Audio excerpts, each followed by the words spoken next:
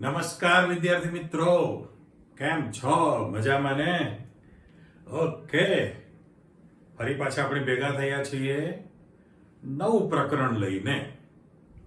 તમારું પાર્ટ 1 ની અંદર જે 7મું ચેપ્ટર છે, જે તમારું સંતુલન.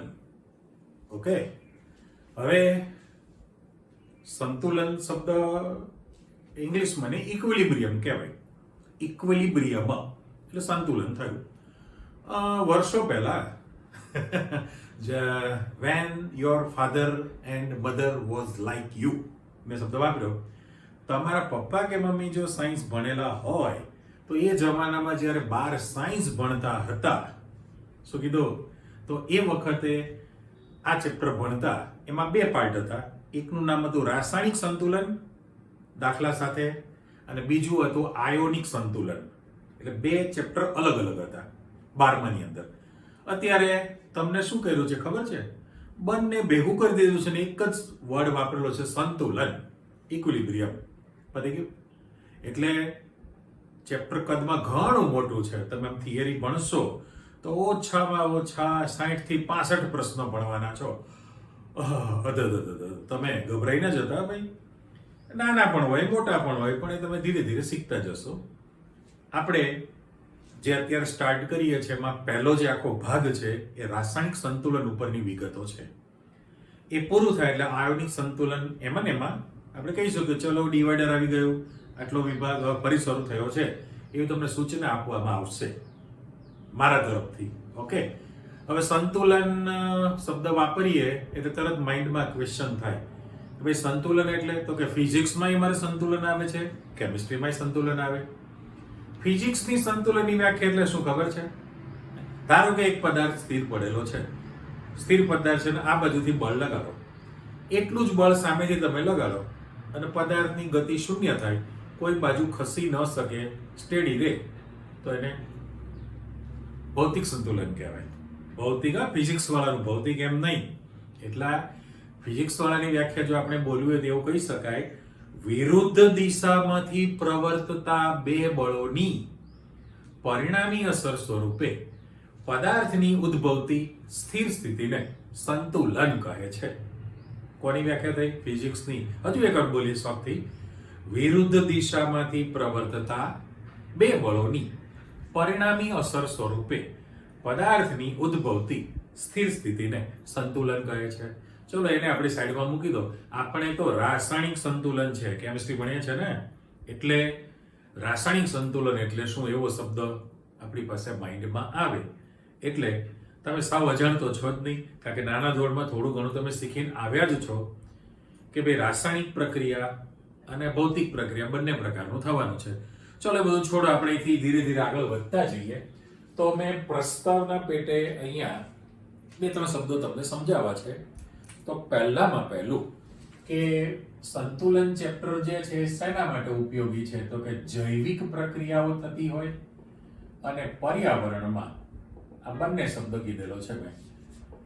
જૈવિક પ્રક્રિયાઓ એટલે બાયો કેમિસ્ટ્રી કહે ને આપણે, જૈવિક રાસાયણિક પ્રક્રિયાઓ, અને પર્યાવરણમાં એટલે એન્વાયરમેન્ટની અંદર જે પ્રક્રિયાઓ થતી હોય એની અંદર સંતુલન ક્યારે કેવી રીતે સ્થપાશે એના માટે અભ્યાસ બહુ જ જરૂરી છે. પહેલો મુદ્દો. ઓકે, બીજું મારે એમ કહેવું છે કે સીધું આપણે આકૃતિ જ મૂકો કે દાખલા તરીકે તમારી પાસે આ પાત્ર છે, એ પાત્રની અંદર તમે પ્રક્રિયકો લીધેલા છે, પ્રક્રિયકો વચ્ચે પ્રક્રિયા થઈને નિપજો બનશે. બરાબર? તમે બંધ પાત્રમાં પ્રક્રિયકો લીધેલા છે, એ પ્રક્રિયકો વચ્ચે પ્રક્રિયા થઈને તમારી પાસે નિપજ ઉત્પન્ન થશે. તો કે બંધ પાત્રમાં પ્રક્રિયકો અને નિપજોનું જે મિશ્રણ રાખેલું છે એ મિશ્રણની અંદર જે હંમેશા ગતિશીલ સંતુલન સ્થપાય. બરાબર? હવે એનો અર્થ એવો થયો કે એટલું તો તમે જાણો છો, મારે સાદું લખવું હોય કે ભાઈ આ પ્રક્રિયકો છે, એમાંથી નિપજો બનશે. રાઈટ? તો પ્રક્રિયકો વચ્ચે પ્રક્રિયા થઈને નિપજ બને, પ્રક્રિયકો વચ્ચે પ્રક્રિયા થઈને નિપજ બને એના માટે તમે શબ્દ વાપરો છો કે ભાઈ આ જે પ્રક્રિયા છે એને પુરોગામી પ્રક્રિયા કહેવાય, ફોરવર્ડ રિએક્શન. અને નિપજમાંથી ફરી પાછા પ્રક્રિયકો બનતા હોય તો એને તમે પ્રતિગામી પ્રક્રિયા કહો છો. પુરોગામી પ્રક્રિયા અને પ્રતિગામી પ્રક્રિયા છે. હવે આ બંને ઘટના થતી જ રહે એનો અર્થ એવો થયો કે ભાઈ પ્રક્રિયક વચ્ચે પ્રક્રિયા થાય અને જો તમારી પાસે નિપજ બનવાની છે, રાઈટ, તો નિપજમાંથી ફરી પાછી પ્રતિગામી દિશામાં પણ પ્રક્રિયા થઈ શકે છે. તો આવા પ્રકારની જે પ્રક્રિયા થતી હોય એને તમે પ્રતિવર્તી પ્રક્રિયા કહો છો. જાણો છો ને, એને પ્રતિવર્તી પ્રક્રિયા કહેવાય. પણ આ બંને પ્રક્રિયા સતત ચાલુ રહે. આ પ્રક્રિયા જે છે અટકી જતી નથી. તમે આજે બધું પુરવાર કરવાના છો કે અટકી ન જાય પણ સતત ગતિશીલ હોય છે. અમુક સમય પછી તમને સંતુલન મળશે પણ છતાં એ પ્રક્રિયા અટકતી નથી. ખ્યાલ આવી ગયો? એટલે પ્રક્રિયકો વચ્ચે પ્રક્રિયા થઈને નિપજ બને જેને તમે પુરોગામી પ્રક્રિયા કહેલી છે, અને નિપજમાંથી પાછા મૂળ પ્રક્રિયકો પાછા બને તો એને પ્રતિગામી પ્રક્રિયા કીધેલી છે. પણ આ પ્રક્રિયા અટકી જતી નથી, સતત ચાલુ રહેતી હોય. એટલે મારે શબ્દ મૂકવો પડે કે બંને પ્રક્રિયા સતત ચાલુ રહેતી હોય એટલે ગતિશીલ શબ્દ તમે વાપરી શકો. પણ પ્રક્રિયકોમાંથી નિપજ બને એને આપણે પ્રતિવર્તી, નિપજમાંથી પ્રક્રિયકો બને બંને ઘટના સાથે હોય તો જ તમે પ્રતિવર્તી શબ્દ વાપરી શકો. કરેક્ટ? એટલે મેં ચોખવટ કરી કે બેન ગતિશીલ સંતુલન મિશ્રણ કહેવાય. આપણે જે શબ્દ મૂકવો છે ને અહીંયા, આ ગતિશીલ સંતુલન મિશ્રણ. એટલે આપણે એકચ્યુઅલી તો સંતુલન મિશ્રણ એટલે શું એવો તમારો પ્રશ્ન બની ગયો. તો કે બંધ પાત્રમાં પ્રક્રિયકો અને નિપજો વચ્ચે એટલે બંનેની હાજરી હોય અને એની વચ્ચે સંતુલન સ્થપાતું હોય પ્રક્રિયામાં, તો એને સંતુલન મિશ્રણ કહેવાય. ફરી એક વખત એ શબ્દ બોલું છું, ચેક કરો કે ભાઈ જૈવિક પ્રક્રિયાઓ અને પર્યાવરણમાં થતી પ્રક્રિયાઓમાં સંતુલન ક્યારે કેવી રીતે સ્થપાશે એ જાણકારી માટે બહુ આ પ્રકરણ અગત્યનું છે. બીજું કે ભાઈ પ્રક્રિયકો બંધ પાત્રમાં પ્રક્રિયકો અને નિપજો વચ્ચે જે સંતુલન સ્થપાય એને સંતુલન મિશ્રણ કહેવાય. ત્રીજી વસ્તુ કે ભાઈ પ્રક્રિયકોમાંથી નિપજ બને એ પુરોગામી પ્રક્રિયા છે અને નિપજમાંથી ફરી પાછા પ્રક્રિયકો બનતા હોય તો એ પ્રતિગામી પ્રક્રિયા. બંને દિશામાં થઈ શકે, રિવર્સિબલ રિએક્શન પ્રતિવર્તી પ્રક્રિયા કહેવાય. ઓકે, પ્રક્રિયા અટકી જતી નથી પરંતુ બંને પ્રક્રિયા સતત ગતિશીલ હોય એટલે સંતુલન હંમેશા ગતિશીલ સ્વભાવ ધરાવે છે. પણ સંતુલન જે છે, બરાબર, હવે આપણે જે એક શબ્દ મૂકી દઈએ કે સંતુલનના પાછા તમે બે પ્રકાર આપી શકો. એક જે છે ભૌતિક સંતુલન પણ સ્થપાઈ શકે અને બીજો છે તમારી પાસે રાસાયણિક સંતુલન પણ સ્થપાઈ શકે. હવે ભૌતિક પ્રક્રિયા હોય, ભૌતિક એટલે ફિઝિકલ સ્ટેટ એનું બદલાય, ભૌતિક અવસ્થા, તો સંતુલનના તમે જે બે પ્રકાર આપશો એમાં પહેલું ભૌતિક સંતુલન તમે કહી શકશો. પણ ભૌતિક સંતુલન મોટા ભાગે એટલે હંમેશા વિષમાન પ્રણાલી જ હોય એટલે બે અવસ્થા અલગ છે. જ્યારે બીજું જે તમે કહો છો એ રાસાયણિક સંતુલન શબ્દ તમે વાપરી શકો, એ રાસાયણિક પ્રક્રિયા તમે લેવાના છો. એટલે આ જનરલ આપણે તમને થોડી ચેપ્ટરની પ્રસ્તાવના આપી દીધી. સ્ટાર્ટિંગના ટેક્સ્ટબુકના 2-3 પેજ ડિસ્ક્રિપ્શન ફર્સ્ટ ક્લાસ વર્ણન આપેલું છે એટલે તમને વાંચવું ગમે એમ લાઈન ટુ લાઈન સરસ મજાનું. પણ સૂત્ર ને સમીકરણ ને દાખલા ચાલુ થાય ત્યાં પછી તમારું LML સ્કૂટર બની જાય. લેમેલ ફૂલ ફોર્મ લેમેલ, LML સ્કૂટર જેવું બની જશે. ચિંતા ના કરો, મેં હું ના. ચાલો જુઓ, પહેલો જ પ્રશ્ન મેં મૂકેલો છે. પહેલો જે ક્વેશ્ચન મૂકેલો છે એ ગતિશીલ સંતુલન એટલે શું, તેના આધારે પ્રક્રિયાને વર્ગીકૃત કરો. ગતિશીલ સંતુલન એટલે શું, તેના આધારે પ્રક્રિયાને વર્ગીકૃત કરો. એટલે આપણી પાસે આખો જે પ્રશ્ન છે એમાં તમે ચોખવટ કરી જ દીધી. શું ચોખવટ કરી કે ધારો કે તમે આ બંધ પાત્ર છે, ઓકે, એ શબ્દ પણ મૂકી દઉં છું. મોટા ભાગે હું ચિત્ર દોરીશ એટલે તમારી પાસે વર્ણન આવી જાય કે બંધ પાત્રમાં તમે પ્રક્રિયકો લીધેલા છે, એ પ્રક્રિયકો વચ્ચે પ્રક્રિયા થશે એટલે નિપજો બનવાની છે. પ્રક્રિયક વચ્ચે પ્રક્રિયા થવાની છે એટલે શું બનવાની છે? નિપજ બને. ધારો કે બંધ પાત્રમાં પ્રક્રિયકો લઈને પ્રક્રિયા કરીએ તો પ્રક્રિયકમાંથી નીપજ બનશે. હવે આ જે પ્રક્રિયાઓ શોર્ટ ફોર્મમાં લખીશ કે પૂરો એટલું જ લખી એટલે પુરોગામી પ્રક્રિયા થઈ કહેવાય.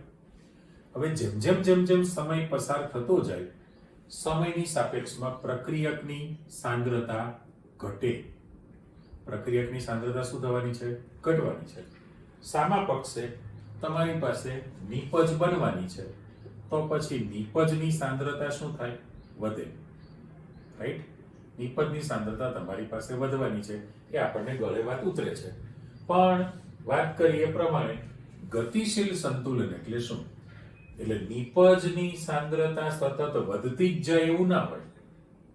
આપણે શું કહ્યું કે જેવી પ્રક્રિયા સ્ટાર્ટ થશે એટલે પ્રક્રિયકની સાંદ્રતામાં ઘટાડો થાય, સાંદ્રતા ઘટે.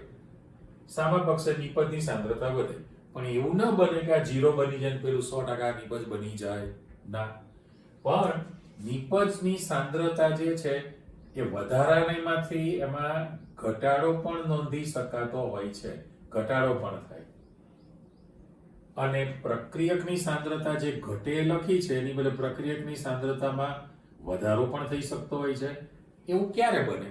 તો કે આ જે નીપજ બનેલી છે નીપજનું ફરી પાછું પ્રક્રિયકમાં રૂપાંતરણ થવા લાગે તો આ જે પ્રક્રિયા છે એને આપણે પ્રતિગામી પ્રક્રિયા શબ્દ વાપરેલો છે. પ્રતિગામી પ્રક્રિયા શબ્દ મૂકેલો, અડધો શબ્દ મૂકેલો છે. એટલે ફરી તમે ચેક કરો કે ભાઈ પ્રક્રિયકોની સાંદ્રતા ઘટે છે, સામા પક્ષે નીપજની સાંદ્રતા વધશે. પણ આ જે નીપજની સાંદ્રતામાં સતત વધારો ન થાય, અમુક સમય પછી સાંદ્રતામાં ઘટાડો પણ થશે. પ્રક્રિયકની સાંદ્રતા જે સતત ઘટે છે એવું ન બને, ઘટાડો જ થાય એવું નહીં, એની સાંદ્રતામાં તમને વધારો પણ થશે. આવું વધારો ઘટાડો થઈ ગયા પછી એક સમય એવો આવે કે ભાઈ પ્રક્રિયકોની સાંદ્રતા અને નીપજોની સાંદ્રતા વધઘટ અટકી જશે. એટલે ન વધારો થઈ શકે ન ઘટાડો થઈ શકે. એટલે હું શબ્દ મૂકું છું વધારો કે ઘટાડો, બંને માટે શબ્દ મૂકી દીધો છે. હવે આના માટે છે કે ભાઈ સાંદ્રતા ન વધે ન ઘટે તો પરિસ્થિતિ એવી થઈ કે એની અંદર સંતુલન સ્થિતિ પ્રાપ્ત થઈ જાય. કયો શબ્દ મેં વાપરેલો છે? સંતુલન સ્થિતિ. તો આ પાછું ક્યારે શક્ય બને? વિચારો, ન વધારો થાય ન ઘટાડો થાય અને બંનેની સાંદ્રતા સમાન થઈ જાય. પ્રક્રિયક અને નીપજની સાંદ્રતા કેવી થવાની છે?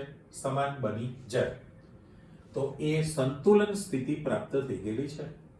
સંતુલન સ્થિતિ પ્રાપ્ત થઈ એનો અર્થ એવો થયો કે બંને પ્રક્રિયા અટકી જતી નથી, નંબર 1. પણ બંને પ્રક્રિયા સતત ચાલુ રહેતી હોય છે. અને માઇન્ડમાં યાદ રાખજો કે તમે એવું માનતા હો કે ભાઈ પ્રક્રિયકોની સાંદ્રતા, જો આ પ્રક્રિયકો બરાબર નીપજો બની ગઈ, જો સાંદ્રતા સરખી થઈ જાય તો પ્રક્રિયા અટકી જાય ને. પણ એવું નથી થતું. આ પ્રક્રિયકો અને નીપજોની હું શબ્દ બ્લેક કલરથી લખું છું. સાંદ્રતા કેવી થઈ કહેવાય? સમાન. પણ પ્રક્રિયા અટકી જતી નથી. બંને પ્રક્રિયા સતત ચાલુ રહેતી હોય છે પણ સાંદ્રતા અચળ બની ગઈ, ફિક્સ. તો એને આપણે ગતિશીલ સંતુલન કહીએ છીએ. અચ્છા, હવે ગતિશીલ સંતુલન જો પ્રાપ્ત થઈ ગયું તો એના આધારે તમે પ્રક્રિયાના 3 પ્રકાર પાડી શકો. આપણે એ લખીએ છીએ 1, 2 અને 3. હવે 3 કેસ હોય ને દુનિયામાં, કા ગાડી આગળ વધે, કા ગાડી પાછળ જાય, કા ગાડી સ્ટોપ થઈ જાય. 3 જ કેસ હોય.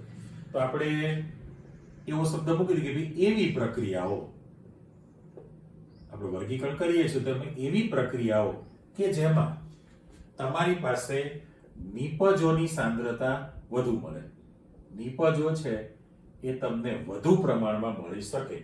તો એ વખતે જે પ્રક્રિયક છે એ પ્રક્રિયકની સાંદ્રતા, પ્રક્રિયક તમને અસ્તિત્વ ધરાવે જ નહીં. પ્રક્રિયક તમારી પાસે અસ્તિત્વ ન ધરાવતો હોય, પ્રક્રિયકમાંથી સીધો નીપજ જ વધુ પ્રમાણમાં મળી જાય. આ પ્રક્રિયકની સાંદ્રતાનું તમે પ્રાયોગિક રીતે માપન પણ ન કરી શકો, ખૂબ જ નહીવત હોય, જેના કારણે માપન થઈ શકતું નથી. તો એવા પ્રકારની પણ પ્રક્રિયા હોય તો આ ફાયદાકારક છે ને. એનો અર્થ એ કે પ્રક્રિયકમાંથી નીપજ વધુ પ્રમાણમાં બની ગઈ, આપણે તો ફાયદો છે. પણ પ્રક્રિયકની સાંદ્રતા ખૂબ જ નહીવત રહે, જેનું તમે પ્રક્રિયકોનું જે અસ્તિત્વ છે એ તમે પ્રાયોગિક રીતે માપી શકતા નથી. આ પહેલો પ્રકાર થયો. પછી મિક્સ ન કરો એટલે હું 3 લાઇનિંગ પાડી દઉં. પહેલો, બીજો અને ત્રીજો પ્રકાર.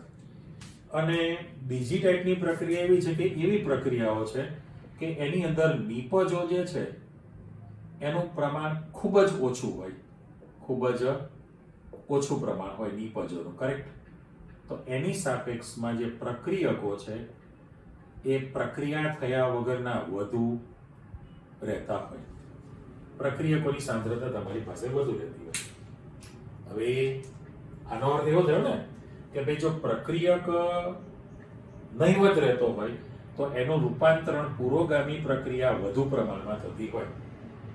ત્યારે આમાં પ્રક્રિયકમાંથી નિપજોનું પ્રમાણ ખૂબ જ ઓછું હોય, ત્યારે એની સાપેક્ષમાં પ્રક્રિયા થયા વગરનો પ્રક્રિયક જ બાકી વધેલો હોય. એનો અર્થ એમ કે આ પુરોગામી દિશામાં જે પ્રક્રિયા થાય છે એની માત્રા ઓછી છે, નથી થતી ને, પ્રમાણ ઓછું છે, ખૂબ જ ઓછું પ્રમાણ થયું.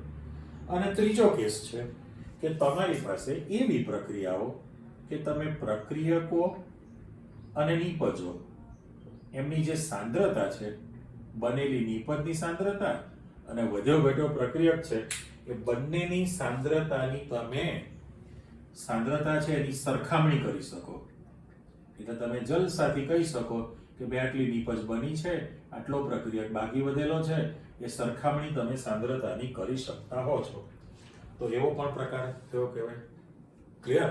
એટલે ફરી તમે એક વખત જુઓ કે ભાઈ ક્લિયર થઈ ગયું. ધારો કે બંધ પાત્રમાં પ્રક્રિયકો લઈને રાસાયણિક પ્રક્રિયા કરવામાં આવે તો એમાંથી નિપજો બનશે. હવે પ્રક્રિયા શરૂ થઈ એટલે પ્રક્રિયકોની સાંદ્રતા ઘટશે, જ્યારે નિપજની સાંદ્રતા વધશે, એટલે પુરોગામી દિશામાં પ્રક્રિયા થઈ. પણ સાંદ્રતામાં વધારો સતત ન થાય, પાછો નિપજની સાંદ્રતામાં પણ ઘટાડો થવાનો, પ્રક્રિયકની સાંદ્રતામાં પાછો વધારો થાય. એ ક્યારે શક્ય બને? તો કે પ્રતિગામી દિશામાં પ્રક્રિયા થાય ત્યારે. પણ એક સમય એવો આવે કે ભાઈ નિપજની સાંદ્રતા અને પ્રક્રિયકની સાંદ્રતા નો વધારો કે ઘટાડો અટકી જાય, ન વધે ન ઘટે, સાંદ્રતા સમાન થઈ જાય, તો આપણે સંતુલન સ્થિતિ કહેવાય. બંને પ્રક્રિયા અટકી ગયો એવું તમને લાગે, પણ એ અટકતી નથી. એ પ્રાયોગિક રીતે પુરવાર થયેલું છે કે પ્રક્રિયા સતત ચાલુ રહે છે, પણ એમાં ગતિશીલ સંતુલન સ્થપાયેલું રહેતું હોય. એટલે પ્રક્રિયકમાંથી નિપજો બને, નિપજમાંથી પ્રક્રિયક બને, પ્રક્રિયકમાંથી નિપજ બને, નિપજમાંથી પ્રક્રિયક બને. આ બંને પ્રક્રિયા સતત ચાલુ રહેતી હોય. ઓકે, તો આના આધારે તમે 3 પ્રકારની પ્રક્રિયાઓ જાણી શકો. એવી પ્રક્રિયા કે જેમાં પ્રક્રિયકમાંથી નિપજોની સાંદ્રતા ખૂબ જ વધુ મળે, નિપજ જ તમને વધુ મળે, પ્રક્રિયકની સાંદ્રતા ખૂબ જ નહીવત હોય અને એનું અસ્તિત્વ પ્રાયોગિક રીતે માપી પણ ન શકાય. આ પહેલો પ્રકાર, ફાયદાકારક. બીજો એમ કે છે કે એવી પ્રક્રિયા કે એમાં નિપજ બહુ જ ઓછા પ્રમાણમાં બને, બરાબર? ત્યારે આની અંદર પ્રક્રિયકો પ્રક્રિયા થયા વગરના જ બાકી વધતા હોય, જે પુરોગામી દિશામાં ધીમી પ્રક્રિયા છે. અને ત્રીજી એવી થઈ કે જેમાં પ્રક્રિયકો અને નિપજો ની સાંદ્રતા અટકી જાય ત્યારે તમે એટલી સાંદ્રતા હોય કે તમે બંનેની એકબીજા સાથે સરખામણી પણ કરી શકો કે ભાઈ આટલી નિપજ છે, આટલા પ્રક્રિયક છે, એવી માહિતી પણ મેળવી શકાય. એટલે આપણી પાસે આ જનરલ માહિતી આવી. ચલો વધુ આગળ. મેં હેડિંગ આપેલું છે તમારી પાસે ભૌતિક પ્રક્રમમાં સંતુલન. બરાબર? પછી આપણે રાસાયણિક ભણીશું નેક્સ્ટ ટાઈમ. પણ ભૌતિક પ્રક્રમમાં સંતુલન શબ્દ કીધેલો છે તો પહેલા તો તમે એવું નક્કી કરી લો કે જ્યારે ભૌતિક પ્રક્રમ હોય એ મોટા ભાગે મેં શું કહ્યું કે ભાઈ વિષમાંગ પ્રણાલી હોય. એ હંમેશા, ચલો આપણે એના પર મૂકી દઈએ, ભાઈ હંમેશા વિષમાંગ પ્રણાલી જ હોવાની છે. અને ભૌતિક પ્રક્રમનો અર્થ એવો થયો કે ભાઈ એમાં ફેઝ એટલે કલા, બરાબર? એટલે પદાર્થનું કલા પરિવર્તન છે, કલાનું પરિવર્તન થતું રહે, ફેઝ ટ્રાન્સફોર્મેશન છે, એકબીજામાં થઈ શકે. હવે એના પ્રકાર તમારી પાસે કેવી રીતે પડે? તો કે મેં કહ્યું એ પ્રમાણે ઘન માંથી પ્રવાહી માં રૂપાંતરણ થઈ શકે. ચલો પહેલો પ્રકાર થયો કહેવાય પછી બીજું તમે એવું કહી શકો કે ભાઈ પ્રવાહી છે તો એમાંથી વાયુમાં તમે રૂપાંતરણ કરી શકશો. અને ત્રીજું હજુ તમારી પાસે જે રીતે 3 પ્રકાર કર્યા કે ઘનમાંથી પ્રવાહી, પ્રવાહીમાંથી વાયુ, તો હજી શું વધ્યું? ઘનમાંથી વાયુ થઈ જાય ને, એટલે હું સમજાવી દઉં છું કે ઘનમાંથી વાયુમાં પરિવર્તન થઈ શકે. તો તમે ઓફિશિયલી 3 વસ્તુ સમજાવી શકશો. 3 પ્રકારમાં તમે કીધું, ખાલી બ્લોક કરજો કે ઘનમાંથી પ્રવાહીમાં રૂપાંતરણ થાય અને સંતુલન સ્થપાય. પછી કીધું છે કે પ્રવાહીમાંથી વાયુમાં રૂપાંતરણ થતું હોય એવું પણ તમે કહેલું છે. અને ત્રીજું કહેશો કે ઘનમાંથી સીધું જ વાયુમાં રૂપાંતરણ થઈ શકે. ઘનમાંથી વાયુમાં. એટલે 3 પ્રકાર તમારી પાસે આવી ગયા. તો પહેલો જ ક્વેશ્ચન આપણે મૂકેલો છે, બધું જ વર્ણનાત્મક છે. જુઓ એમાં પહેલું મેં કીધું છે કે ઘન પ્રવાહી રૂપાંતરણ સંતુલન. ઘનનું પ્રવાહીમાં રૂપાંતરણ થતું હોય એવું સંતુલન ઉદાહરણ આપીને સમજાવો. ઘનનું પ્રવાહીમાં રૂપાંતરણ થશે, આ પહેલી જ વસ્તુ છે. તો એના માટે તમને એવું કહેવામાં આવે છે કે ધારો કે તમે, હું અહીંયા ખાલી પાત્ર મૂકું છું કે આ જે છે એ ઉષ્મારોધક પાત્ર છે. ઉષ્મારોધક પાત્ર એટલે પાત્ર એટલા માટે લખ્યું, થર્મોસ શબ્દ મૂક્યો છે પાઠ્યપુસ્તકમાં, એટલે ઇન્સ્યુલેટેડ જે પાત્ર હોય, થર્મોસ છે, એ થર્મોસની અંદર તમે બરફના ટુકડા રાખેલા છે. ઘનનું પ્રવાહીમાં રૂપાંતરણ કરવું છે, બરાબર? એટલે આ બંધ પાત્ર છે, અહીંયા આપણે બરફ રાખેલો છે અને બરફની સાથે સાથે પાણી પણ તમે રાખેલું છે. એટલે બ્લુ કલરનું જે મૂકેલું છે એ તમારી પાસે પાણી છે. એટલે પાણી વત્તા બરફ, આ બંનેનું મિશ્રણ તમે ઉષ્મારોધક પાત્રમાં રાખેલું છે. એટલે ઘન અને પ્રવાહી થઈ ગયું કહેવાય. તો આની અંદર સંતુલન ક્યારે અને કેવી રીતે સ્થપાશે? તો પહેલામાં પહેલું આપણે જાણીએ છીએ કે ભાઈ બરફ જે છે, બરફ એ પાત્ર જે છે, પાત્ર એનું જે ટેમ્પરેચર હોય એ 0 ડિગ્રી સેલ્સિયસ તાપમાન એટલે 273 કેલ્વિન થયું કહેવાય. અને 1 એક વાતાવરણનું દબાણ છે તો 1 બાર પણ તમે વાપરી શકો. એટલે અત્યારે હું એક વાતાવરણ શબ્દ મૂકી દઉં છું. એક વાતાવરણના દબાણે અને 273 કેલ્વિન તાપમાને. પણ એક વાતાવરણ એટલે તમારે દાખલા તરીકે 12 લખો તો 1.013 લખાય ને, 1.013. તો મારે કયો શબ્દ વાપરવો પડે? 12. એટલે ઓપ્શન આપણે આપી દીધું છે. આ કન્ડિશન વખતે એટલે 273 કેલ્વિન તાપમાને અને એક વાતાવરણ અથવા તો 1.013 બાર દબાણે ઉષ્મારોધક પાત્રની અંદર ઇન્સ્યુલેટેડ છે, એમાં બરફ અને પાણીનું તમે મિશ્રણ રાખેલું છે. હવે પરિસ્થિતિ કેવી થવાની છે આની અંદર? તો કે પ્રણાલી તમારી પાસે ઘન અને પ્રવાહી બની છે. તો દાખલા તરીકે આ H2O છે એ સોલિડ લખાય ને, એટલે હું બરફ શબ્દ મૂકું છું, ઘન સ્થિતિમાં છે. અને એમાંથી H2O આપણે લિક્વિડ શબ્દ લખેલો છે એટલે એને પ્રવાહી શબ્દ મૂક્યો છે. H2O સોલિડ એ બરફ છે અને H2O લિક્વિડ એ પ્રવાહી છે. હવે પરિસ્થિતિ કેવી થવાની છે આની અંદર? તો કે બંને વચ્ચે ગતિશીલ સંતુલન સ્થપાયેલું રહેશે. કેમ એવું થાય? તો એવી સમજૂતી છે. હવે એકચ્યુઅલી તો પહેલી જ ચોખવટ કરી દો, આ બધું આપણને નરી આંખે દેખાતું નથી. ઓન પેપર, કાગળ ઉપર બધું જ સુંદર લાગે, પણ અમુક બાબતો પ્રાયોગિક રીતે સાબિત થયેલી છે એટલે આપણે સ્વીકારવું પડે. એટલા માટે હવે અહીંયા એમ કહે છે કે જે પાણીના જે અણુઓ છે, જો આ રેડ પેનથી મૂકું છું, પાણીના અણુઓ બરફની સપાટી પર અથડાય તો ત્યાં આગળ એટેચ થવાના જોડાયેલા રહેશે. એટલે મારે બરફ સાથે પાણીના અણુઓ વળગી રહે, જોડાયેલા રહેશે. તો સાથે સાથે બરફના અણુઓ છે એ પ્રવાહીમાં પણ જતા રહેતા હોય. એટલે મારે અહીંયા શબ્દ મોકલી શકાય કે ઓગળવાની ક્રિયા. એટલે બરફ પીગળીને પાણી બને છે, એ ઓગળવાની ક્રિયા પુરોગામી દિશામાં થઈ. તો સામા પક્ષે અહીંયા આગળ પાણી જે છે, પાણી એમાંથી એ પાછું ઘન સ્થિતિમાં રૂપાંતરણ પામે છે. એના માટે આપણે અવક્ષેપન શબ્દ વાપરી શકીએ ને, ઓગળવાની ક્રિયા. અને અત્યારે અવક્ષેપન ક્રિયા એવો શબ્દ મૂકી દો તો આ બંને વચ્ચે ગતિશીલ સંતુલન સ્થપાયેલું રહેવાનું છે. ગતિશીલ સંતુલન ત્યારે સ્થપાય કે આ બંનેના દ્રવ્ય એટલે બરફ જે છે એનું દ્રવ્ય નો જથ્થો, બરાબર, અને જે પાણી મૂકેલું છે એ દ્રવ્યનો જથ્થો કેવો રહેવાનો છે? અચળ. એમાં કોઈ વધ ઘટ થતી નથી. ન વધારો થાય ન ઘટાડો થઈ શકે. એવું ના બને કે બરફ પીગળીને બધું જ પાણી બની જાય, અથવા પાણીમાંથી બધો જ બરફ બની શકે. એટલે નથી એમાં વધારો કે ઘટાડો થઈ શકતો. દ્રવ્યનો જથ્થો અચળ જળવાયેલો રહેશે. એટલે બંને વચ્ચે જે શબ્દ વાપરેલો છે એ ગતિશીલ સંતુલન સ્થપાયેલું છે. આપણે દરેકમાં શું પુરવાર કરવાના છીએ? ગતિશીલ સંતુલન સ્થપાયેલું રહેતું હોય છે. ટીકમાં રેડી? એટલે તમારા માઇન્ડમાં ક્લિયર થઈ ગયું કે ભાઈ આ ઉષ્મારોધક પાત્રમાં બરફ અને પાણીનું મિશ્રણ રાખેલું છે. તો જેટલા પાણીના અણુઓ બરફની સપાટી પર અથડાય અને જળવાયેલા રહે એટલા જ બરફના અણુઓ પાણીમાં પાછા જતા હોય. એટલે ઓગળવાની ક્રિયા બરફની અને અવક્ષેપણની ક્રિયા એટલે પાછું બન્યું છે. પણ બંનેનો દ્રવ્યનો જથ્થો અચળ જ રહે, એમાં વધારો ઘટાડો થતો નથી. એટલે એમાં કહી શકો કે ગતિશીલ સંતુલન સ્થપાયેલું રહે છે. રેડી? ઓકે, ચાલો પછી નવા પ્રશ્નમાં તમે જાઓ. એમાં મૂક્યું છે પ્રવાહી બાષ્પ સંતુલન.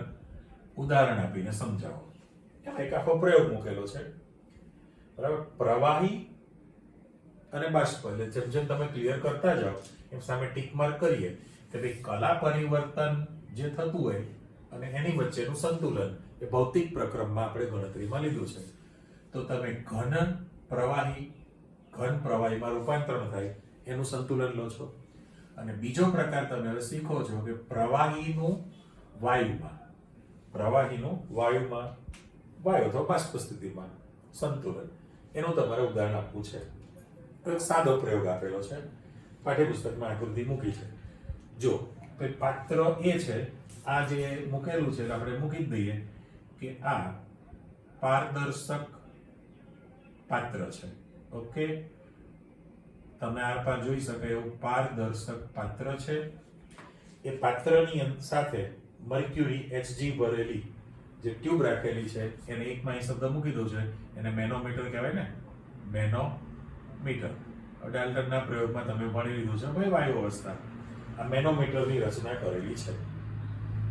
હવે જે પહેલું જે પાત્ર છે એમાં તમે નિર્જળ કેલ્શિયમ ક્લોરાઇડ રાખેલું છે જે પ્રબળ ભેજ શોષક છે. અથવા તો તમે ફોસ્ફરસ પેન્ટોક્સાઇડ P4O10 પણ તમે રાખી શકો. આ બંને પદાર્થ જે છે કેવા કીધા તમે? પ્રબળ ભેજ શોષક છે, ભેજ શોષક પદાર્થ છે. એટલે પરિસ્થિતિ કેવી થવાની છે કે તમે પારદર્શક પાત્રમાં નિર્જળ કેલ્શિયમ ક્લોરાઇડ અથવા તો ફોસ્ફરસ પેન્ટોક્સાઇડ તમે રાખેલું છે જે ભેજ શોષક છે. થોડા કલાક માટે રાખી મૂકો એટલે પરિસ્થિતિ એવી થવાની કે આ બંધ પાત્રમાં જેટલો ભેજ છે એ બધો જ ભેજ શોષી લેશે. એટલે પાત્ર એ જે છે એ ભેજ રહિત બની જાય. કેવું બની જશે? ભેજ રહિત પાત્ર તૈયાર થઈ ગયું, શુષ્ક બની ગયું. અને એ વખતે મેનોમીટરમાં તમારી પાસે આ બંને લેવલ તમે જોઈ લીધું છે. રેડી? હવે એમાંથી આ પાત્રને હટાવી લેવાનું છે અને ખૂબ જ ઝડપથી પાણી ભરેલું પાત્ર મૂકી દેવાનું છે. પાણી ભરેલું પાત્ર મૂકી દો. ઓકે, પેલું તો ભેજ રહિત હતું ને, આ ભેજ શોષક પદાર્થ હતો, થોડા કલાક રાખ્યું, બધું જ ભેજ શોષી લે એટલે ભેજ રહિત બની ગયેલું છે પાત્ર એ.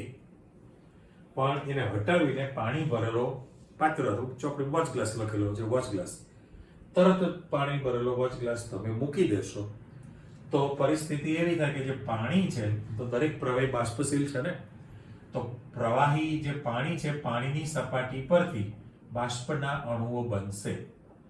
બરાબર? એટલે એનું બાષ્પીભવન થવાનું છે. પાણીમાંથી જો બાષ્પ બને તો એ જે બાષ્પ છે આ મેનોમીટર જે લેવલ ટુ લેવલ હતું અત્યારે પહેલા પાત્રમાં એના બદલે આ તમે જોઈ શકો છો કે યુટ્યુબની અંદર આ જમણી બાજુનો હાઈટ વધી છે.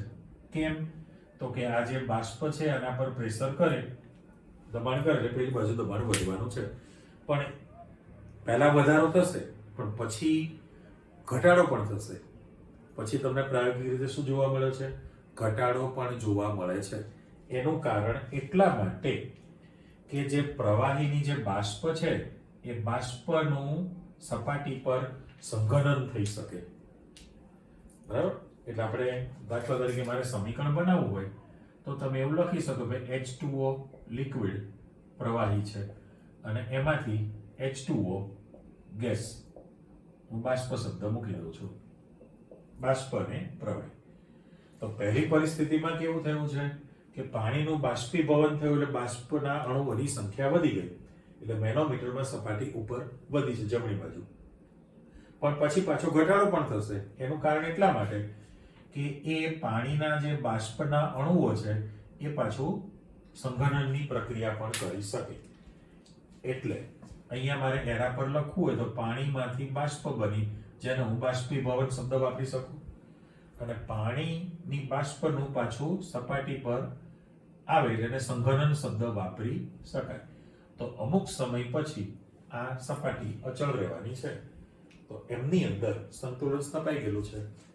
સંતુલન જો સ્થિતિ પ્રાપ્ત થઈ જાય તો આ ફરી પાછો મારે મૂકી શકાય કે ભાઈ એમાં ગતિશીલ સંતુલન સ્થાપી શકાય છે. ગતિશીલ સંતુલન સ્થાપી શકાય. બરાબર? હવે જો ગતિશીલ સંતુલન સ્થપાતું હોય તો આ તો આપણે કોની વાત કરેલી છે? પાણી. એવા બાષ્પશીલ કોઈ પણ પ્રવાહીનો પ્રયોગ કરીને તમે આપી શકો. બાષ્પશીલ પ્રવાહી તરીકે બીજા તમે કોણ આપી શકો? તો કે તમે મિથેનોલ રાખો તો પણ ચાલે, બેન્ઝીન છે એ પણ તમે રાખી શકો, કાર્બન ટેટ્રાક્લોરાઇડ છે એ પણ તમે રાખી શકો. આવા કેટલા બધા જે છે આ પ્રયોગ તમે આવા વગેરે કોઈ પણ બાષ્પશીલ પ્રવાહી રાખીને આ પ્રયોગ તમે ગતિશીલ સંતુલન પુરવાર કરી શકો છો. ગતિશીલ સંતુલન તમે પુરવાર કરી શકો છો. જેટલા બાષ્પશીલ પ્રવાહી છે બધા જ ચાલે. મિથેનોલ છે, બેન્ઝીન છે, કાર્બન ટેટ્રાક્લોરાઇડ છે, કાર્બન ડાઇસલ્ફાઇડ છે વગેરે. તો એ પ્રવાહી બાષ્પ સંતુલન થયું કહેવાય. એટલે જેટલા અણુ પ્રવાહીમાંથી બાષ્પમાં રૂપાંતરણ પામે, બાષ્પીભવન થાય, એટલા જ પાણીના બાષ્પના અણુઓ પ્રવાહીની સપાટી પર પાછા ઠારણ થાય એટલે સંઘનનની પ્રક્રિયા થઈ કહેવાય. બંને વચ્ચે ગતિશીલ સંતુલન સ્થપાયેલું રહેશે. કરેક્ટ? એટલે બીજો પ્રકાર પણ આવી ગયો.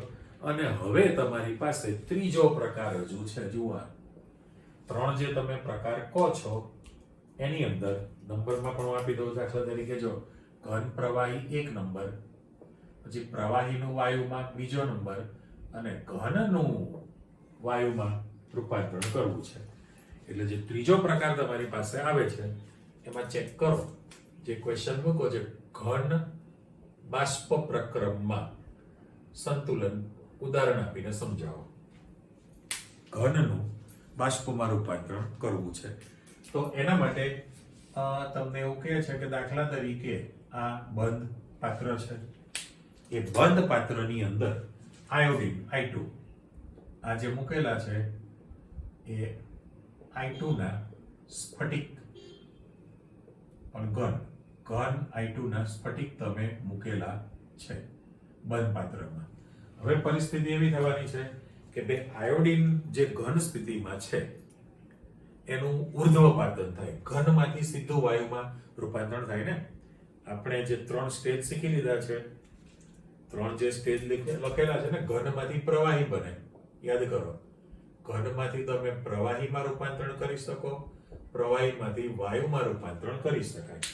પણ જો તમે ઘનનું સીધું જ આ જે ઘન પદાર્થ છે એનું સીધું જ તમે વાયુમાં પરિવર્તન કરતા હો તો એને કયો શબ્દ વાપર્યો છે આપણે ઉષ્માગતિશાસ્ત્રમાં, થર્મોડાયનેમિક્સમાં? તમે એને કહો છો ઉર્ધ્વપાતન.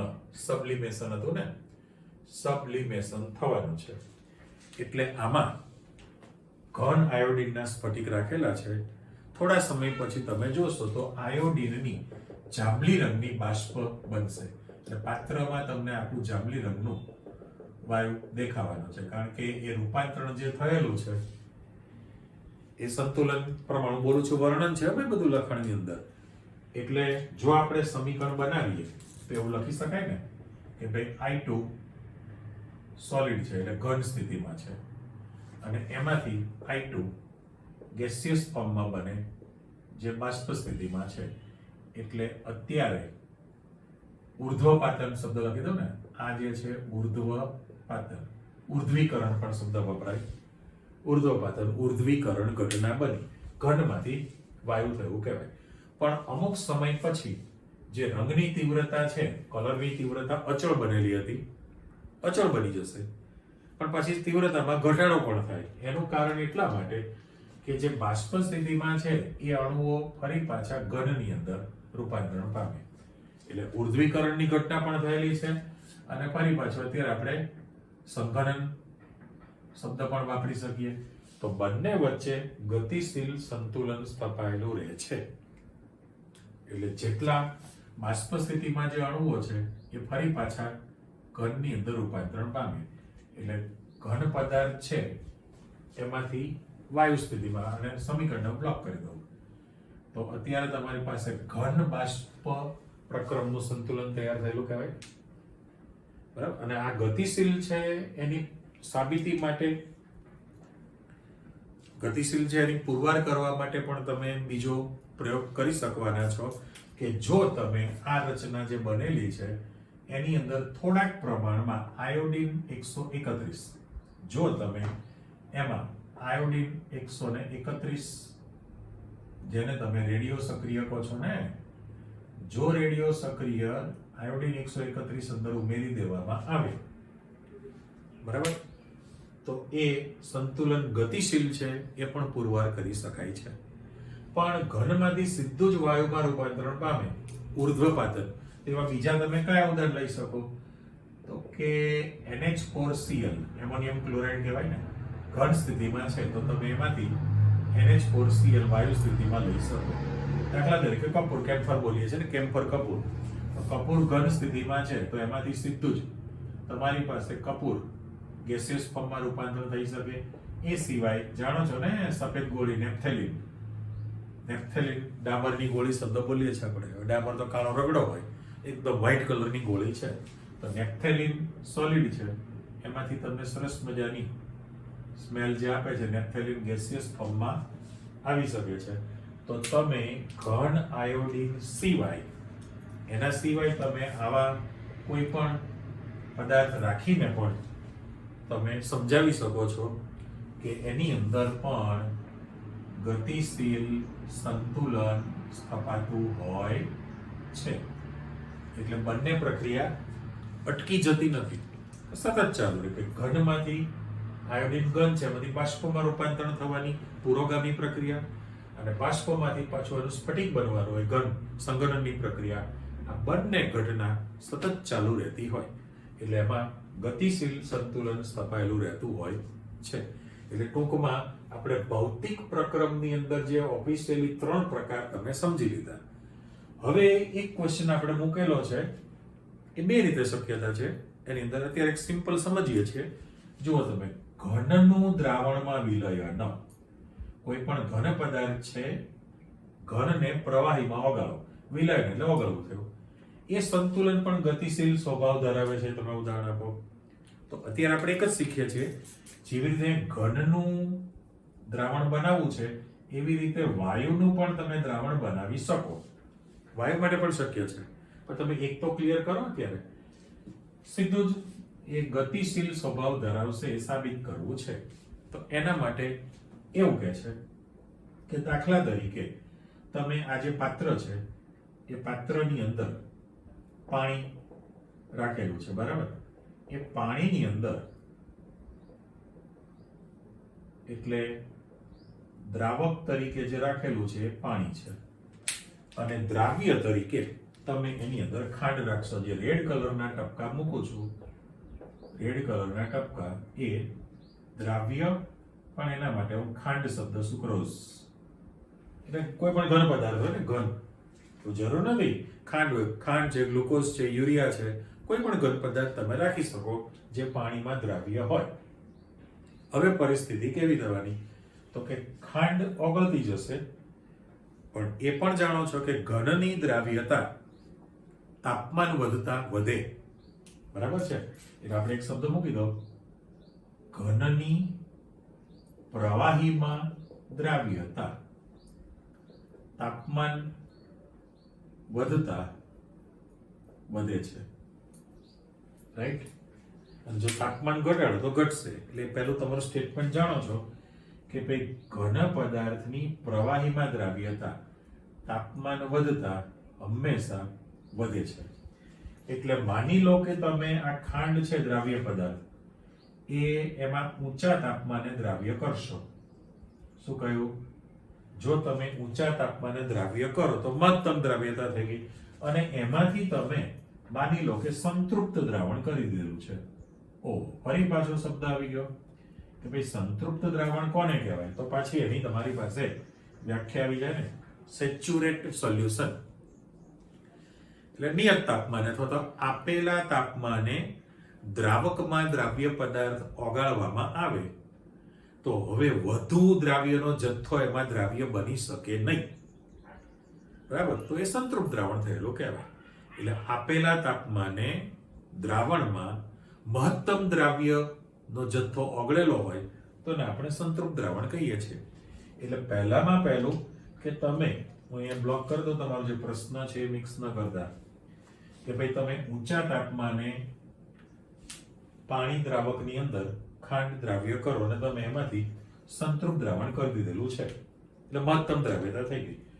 પણ જો તમે આ જે દ્રાવણ છે એ દ્રાવણને ઠંડુ પાડવામાં આવે, જો દ્રાવણ છે એનું ટેમ્પરેચર તમે ડાઉન કરી દો તો ખાંડ જે છે એ અવક્ષેપિત થઈ જાય, એટલે ખાંડના કણો તમને પાછા મળશે. આવું કેમ થયું? તો ફરી પાછું આપણે લખીએ છીએ કે ભાઈ ખાંડ જે છે સોલિડ છે, અહીંયા આગળ પુરોગામી પ્રક્રિયાના ખાંડ છે એક્યુ લખી નાખું, જલીય દ્રાવણ છે. બરાબર? એટલે લિક્વિડ ફોર્મ લખવા તો એક્યુ જલીય દ્રાવણ છે ને, તો આ મારે શબ્દ અને પેલા બ્લોક કરી દો સમીકરણને. પરિસ્થિતિ કેવી થઈ છે? તો કે આ ખાંડ જે છે એ ઓગળવાની ક્રિયા, ઘન ખાંડ પાણીમાં ઓગળી જાય એ પુરોગામી દિશામાં પ્રક્રિયા થઈ, અને ફરી પાછું દ્રાવણમાંથી ખાંડના કણો પાછા ઘન સ્થિતિમાં મૂકે તો એને અવક્ષેપન ક્રિયા કહેવાય.